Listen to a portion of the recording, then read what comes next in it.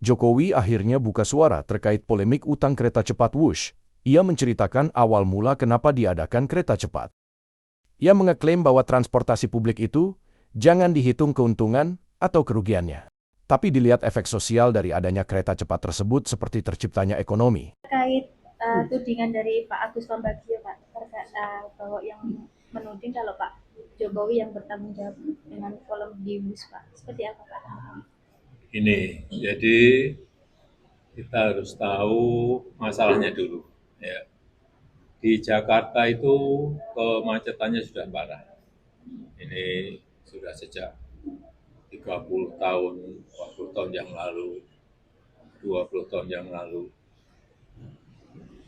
Dan Jabodetabek juga kemacetannya parah.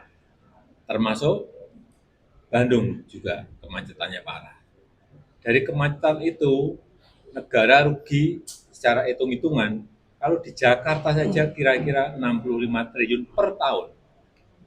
Kalau Jabodetabek plus Bandung, kira-kira sudah di atas 100 triliun per tahun.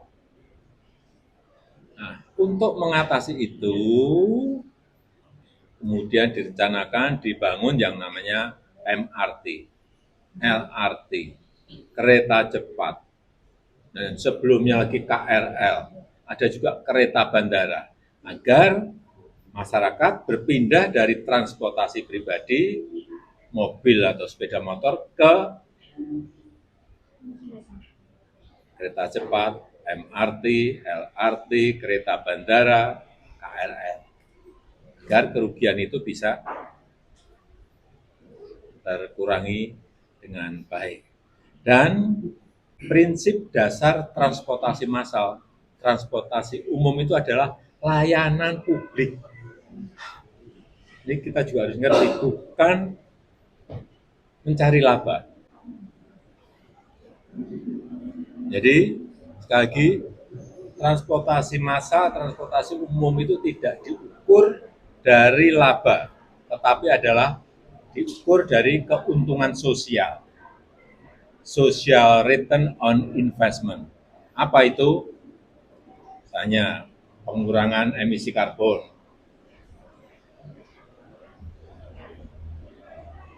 produktivitas dari masyarakat menjadi lebih baik,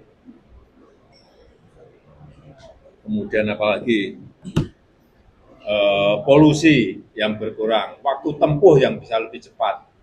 Disitulah keuntungan sosial yang didapatkan dari pembangunan transportasi massal. Jadi sekali lagi, kalau ada subsidi, itu adalah investasi,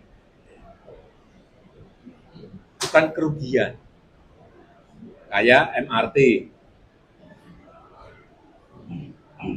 itu pemerintah Provinsi DKI Jakarta mensubsidi 800 miliar per tahun.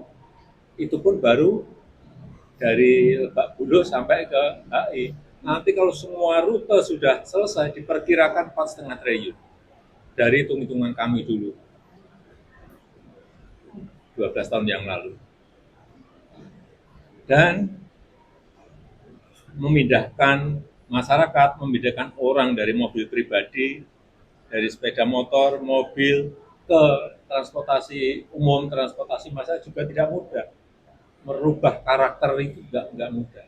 Tetapi yang kita lihat, MRT itu sukses mengangkut penumpang sejak diluncurkan itu sudah 171 juta penumpang. Kereta cepat sejak mulai meluncur sampai sekarang sudah mengangkut 12 juta orang dan yang lain-lainnya. KRL saya belum punya data, LRT saya belum punya data.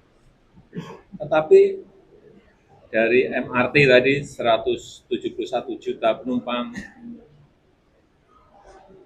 kemudian kereta cepat 12 juta penumpang, patut kita syukuri karena sudah ada pergerakan perpindahan dari mobil pribadi, dari kendaraan masuk ke transportasi umum massal.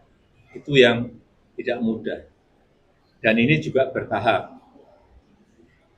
Tidak langsung orang berbondong-bondong ke transportasi massal yang kita miliki, tidak. Jadi sekali lagi kita juga harus berhitung multiplier efek ekonominya. Contoh kayak kereta cepat menumbuhkan titik-titik pertumbuhan ekonomi, kemudian juga menumbuhkan UMKM, warung-warung yang berjualan di titik-titik pertumbuhan ekonomi baru itu. Kemudian wisata juga di Bandung saya kira dengan adanya bus juga bisa meningkat dengan baik nilai properti juga naik karena adanya bus. Saya kira